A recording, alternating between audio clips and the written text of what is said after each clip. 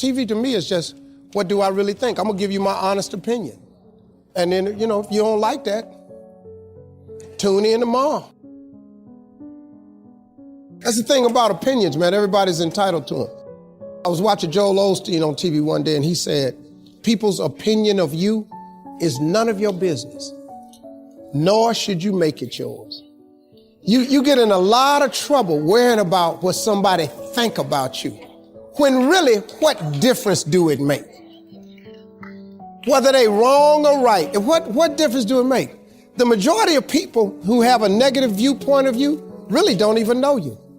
What I found about being successful is, it wasn't me who changed.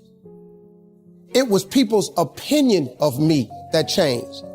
You know, I got more, and I'm the same dude, but your opinion of me has changed.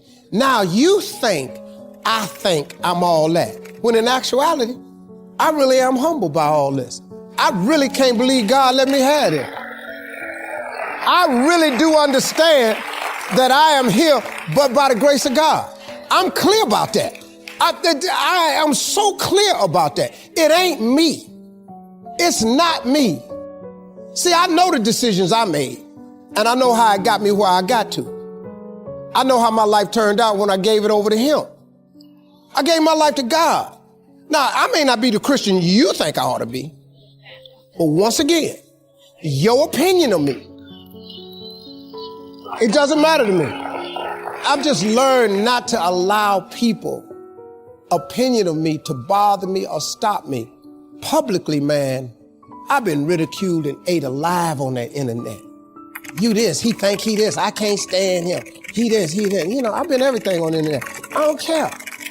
When you get through reading that stuff, cut your TV on. Turn it to almost any channel you want to. 7 days a week. The little dude that you keep hating on, that God I serve, he ain't hated me yet. He ain't hated me not now time. And I've discovered something. Look, man, what God got for you, nobody, no hater, no employer, no coworker can stop nothing God has for you. God is in the blessing business, but better than that, He's in the forgiving business.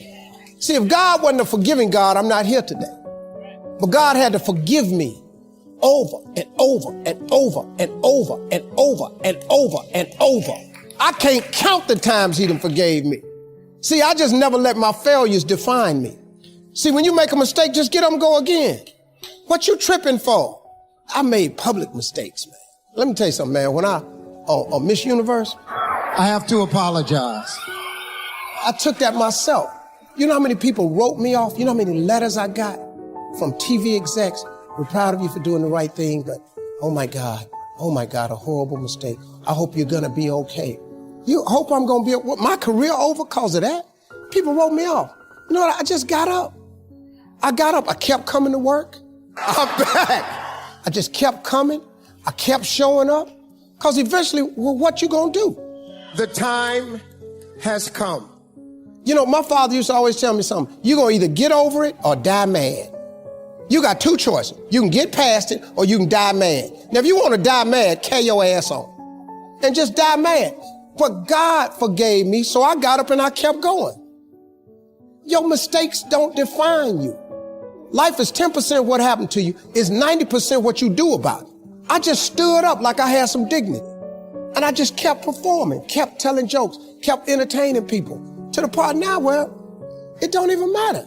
That pageant is the biggest pageant they've ever had. Everybody tune in and see who the I'm gonna say this year.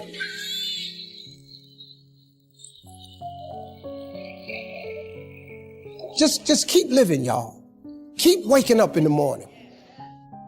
I'm Ephesians 3:20 all day long. I expect God to do exceedingly and abundantly over all I think or ask. Because I honor Him, His blessings will chase me down and overtake me. I will be in the right place at the right time. People will go out of their way to be good to me because that is my declaration as a servant of the Lord. I'm His child. I am an imperfect soldier for Christ. That's what I am. I'm an imperfect soldier for Christ. I'm in the army of the Lord, but I have a role to play. Working hard for something we don't care about is called stress. Working hard for something we love is called passion. I think one of the mistakes that people make is they think purpose comes from their job. I've been a whatever for so many years, and when then I lose my job or I retire, I now don't have a sense of purpose because I so closely associated my self-worth with the job that I did. I knew what my job was. I had a sense of purpose. And one wonders if those things are conflated, right? Which is I had a sense of purpose for my job, but then when I didn't have the job, all of a sudden I woke up in the morning and didn't know what to do. The purpose is not your MOS. Your purpose is not you're a saw gunner. Your purpose is not the job that you wake up to do every day. Your purpose is something bigger. It's good for you to go take your place in the world. Have some ambition. Have a vision. Have a goal. Have a strategy. Try to be a good person. And not because it's your duty precisely, because that's the proper way to live. We're in danger of undermining all of that. And it's not good for people. One of the things that I've really learned, for example, recently, is that there's a very tight relationship between aspiration and responsibility. All we know is some get the spark and say, I'm going to change my life. I'm going to change my health. There's two ways to see the world. Some people see the thing that they want, and some people see the thing that prevents them from getting the thing that they want. The rule is, you can go after whatever you want. You just cannot deny anyone else to go after whatever they want. You don't have to do it the way everybody else has done it.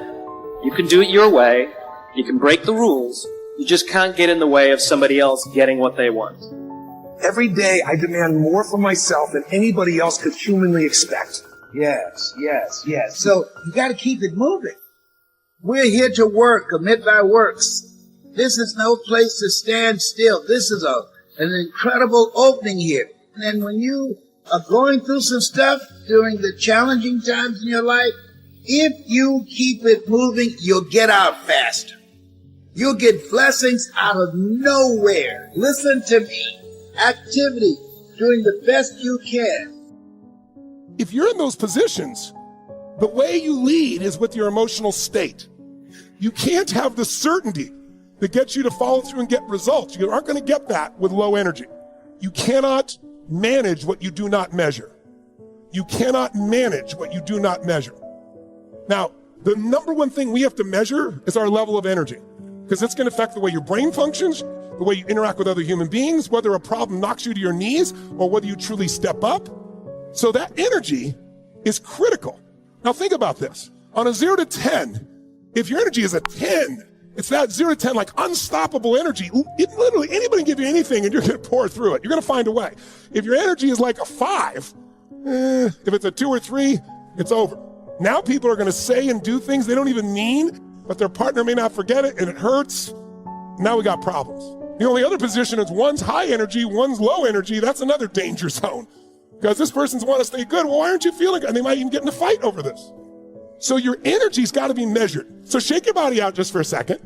And if you would, tell me on a scale from 0 to 10, where's your energy before we started here today? Before we started, 0 to 10, before moving, everything else, where was it? Would you just put it in the chat for me real quick. Okay, 5, 7, 7, a 9, a 7, an 8, a 5, a 5, a 2, a 2, a 3, a 7, a 6, a 5, a 4, a 6, a 7, a 9. Okay, if I look at this, it looks like the common number, the mean number's in the 5, 6 range.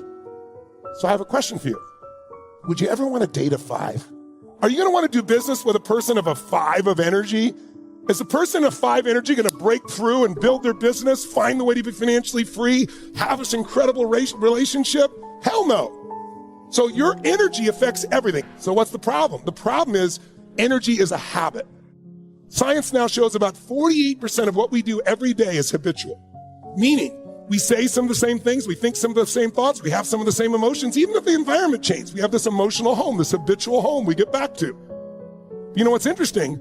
You can become awake and you can change where you live emotionally. You can shift it all, but you will not do it without energy. So if we agree energy is one of the most important elements to success in life, then question is this: where are you versus where do you need to be? When I work with people, when I workshops or classes or anything, I always try to get people just to open their arms so that we can let the new in. Remember, this is the subconscious mind and this is where we're holding. So this is saying nothing new will get in. So I always like to feel that I'm open and receptive to new ideas.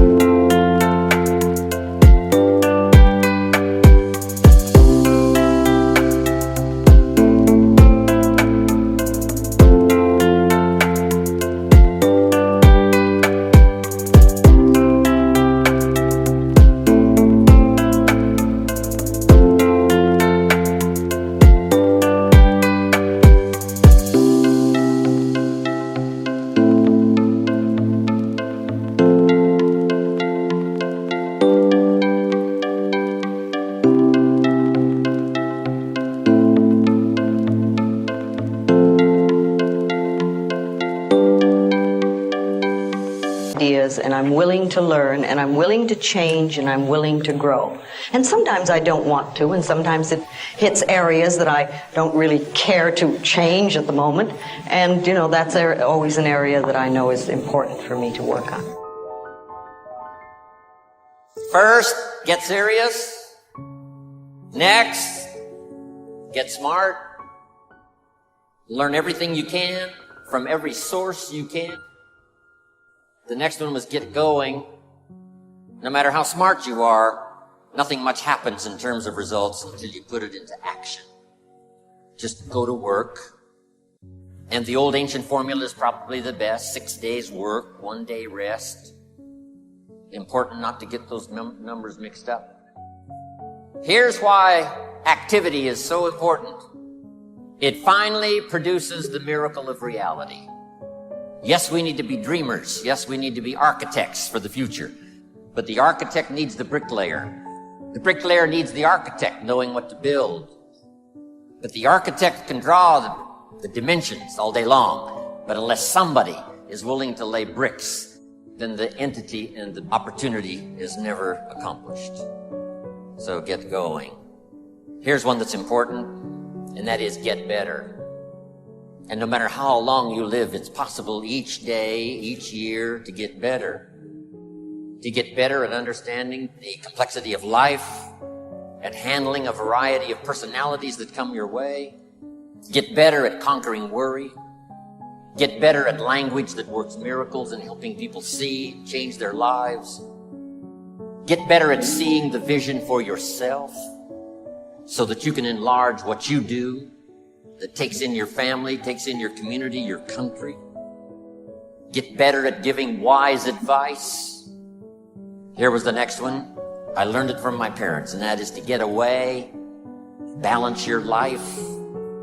Anything out of balance really doesn't run well, whether it's your life or your automobile or your business. My parents put it this way: don't miss anything. Don't miss the game, don't miss the performance, don't miss the show. Don't miss the opportunity. Turn off the television set most of the time. The average American family watches television 6 hours a day. I asked a man one time, what does television cost? He said, $450. I said, no, what does it really cost? Not to own it, but to watch it. What does it cost? I said, I estimate last year it cost you about $45,000. Not to